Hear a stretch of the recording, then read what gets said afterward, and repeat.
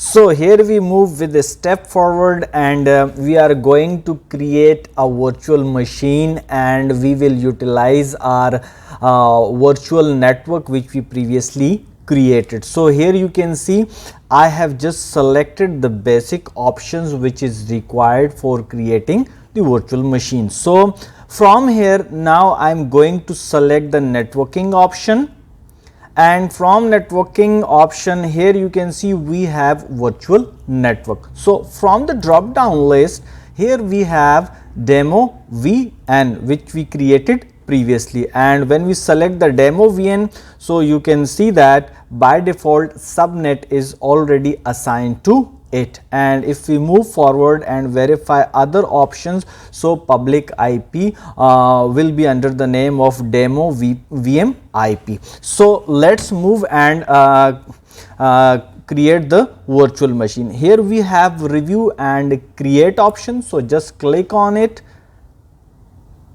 After few validations, now validation passed, and now we are going to create this virtual machine. So within few moments this virtual machine will be deployed inside the Azure virtual infrastructure, and then we will verify that this virtual network will provide all kinds of connectivity to this virtual machine. So after the implementation of this VM, we will definitely verify the LAN connectivity and the WAN or internet connectivity as well. So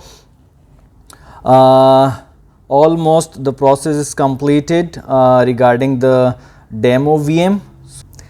Now here you can see the deployment process is completed, and if I move forward, so I have go to resource option. So let's click on it, and here you can see my virtual machine is running right now. And if we want to explore the virtual network options, so here you can see the demo VN provide connectivity to this virtual machine, and here you can see we have public IP address for this virtual machine and LAN IP as well. So this private IP address will be utilized to connect with the other VMs on the platform of Azure which exist in the same resource group, or you can also utilize this IP address for the purpose of connectivity on all with all other VMs which are running in other resource group, while the public IP address is definitely